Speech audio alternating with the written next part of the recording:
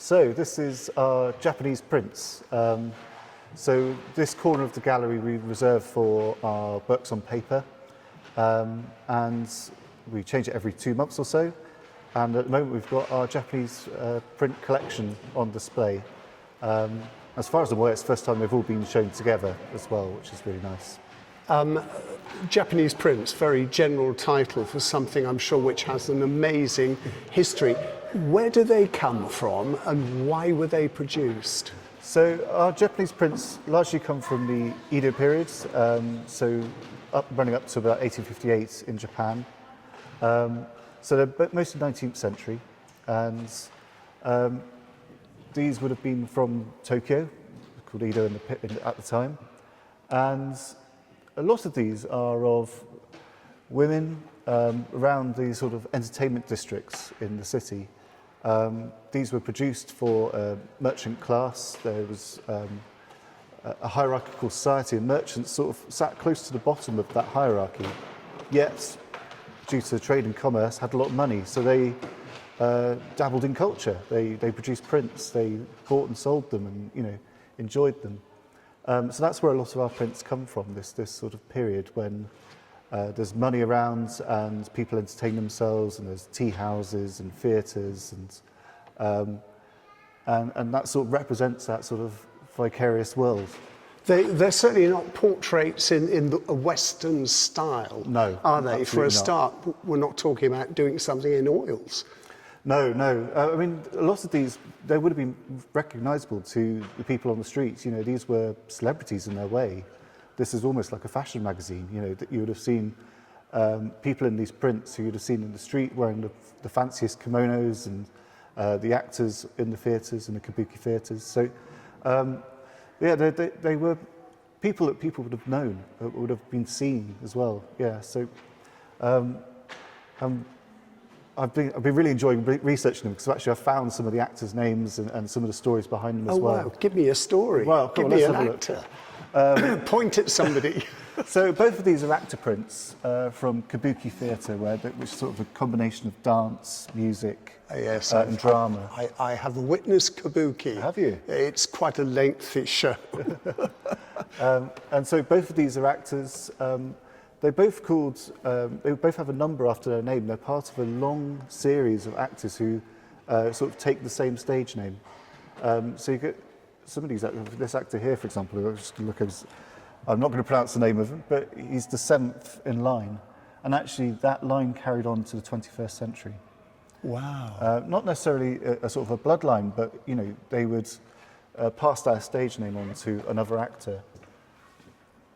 Now, Japan was a closed society, wasn't it, to the West for centuries. And then, mid-19th century, late 19th century, it opened up to the West? It did, yes. And even before that, there were sort of inklings of things being brought in. I mean, I really love these prints down here. For instance, this picture of a courtesan in blue. When you look at some of the other prints, you realise the blue's very muted, whereas this one is very vivid and very colour-fast. And this is Prussian blue, a synthetic pigment created in Berlin in about 1705. It took a long time to sort of get over to Japan and be cheap enough that these print publishers would use it. But when it was cheap enough, they went bananas for it. Well, I was going to say, overboard on this one. It is Prussian blue from top to bottom. Yeah. So this influence thing worked both ways. Yes, absolutely. And of course, when Japan opened up its borders and you could trade with them, suddenly those large numbers of prints going out into the world, and that went to Europe, went to France, to Britain. They influenced the Impressionists. So their art, absolutely. Van Gogh was copying Japanese prints. So the sort of latter part of this display is about that European sort of admiration of Japanese printmaking. So we're starting with a little one like this is Whistler, James McNeill Whistler, where he's employing a very high horizon line, a sort of flattened space, and quite similar sort of subject matter to something that this is Hiroshige. That's beautiful. About sort of 40 years before. But you can see the influence there. And moving on, actually, these are very new prints. This is by Yoshijiro Urushabara, who came to Britain to teach the process of woodblock printing. These were all woodblock prints carved into cherry wood. And it was a technique that people weren't aware of how to do in Europe. So Whistler was doing etching instead. But Urushabara actually stayed in Britain and taught people how to do the technique, and collaborated with British artists like Frank Brangwyn. So this is a collaboration between British and Japanese artists. So it's a lovely thing to have. That's fabulous. For people viewing at home, apologies. Obviously, these are very delicate and are being displayed behind glass, but when it comes to reflection, it's always a bit of a problem, but I'm doing the best I can. How did this collection come together? How did the Victoria Gallery end up with these? So, I mean, from various sources is the simple answer, but there's two major sort of donations in the 1930s and 40s that have given us most of our Japanese prints.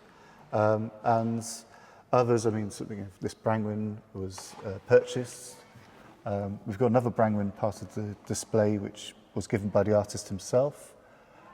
So from various different sources, I mean, as always, we're incredibly sort of grateful to the generosity of local donors, So way back in the 30s and 40s, we'd have got this wonderful collection of prints.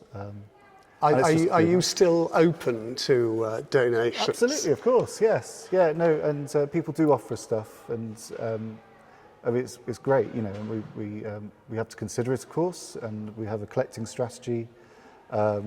So we can't accept everything, unfortunately, but everything is considered, and we're always looking to sort of help our collection evolve. It's not a static collection. We want it to keep reflecting art in general, but the local sort of community and things like that. I think it's fair to say that art galleries, like museums, are living things, not dead spaces. They have a past, present, and we're talking about the future. Print-wise, of course, the major exhibition downstairs is all about print. How is that going? That's going really well, and we're getting really good sort of positive feedback from that. I think people are loving it. So it's the Norman Ackroyd exhibition. And he does these wonderful sort of atmospheric aquatints. It's a sort of form of etching of sort of these outlying sort of rocks in the sea, the wonderful seascapes, all in black and white, but just sort of full of sort of evocative mist and the sort of play of light. With the temperature being as it is outside, I've got to say it's a wonderful cooling effect. Not only are the galleries cool, so come in from the heat, but those very seascapes are cooling in themselves. Yeah, that's true. Jim, thank you. Thank you very much, Richard.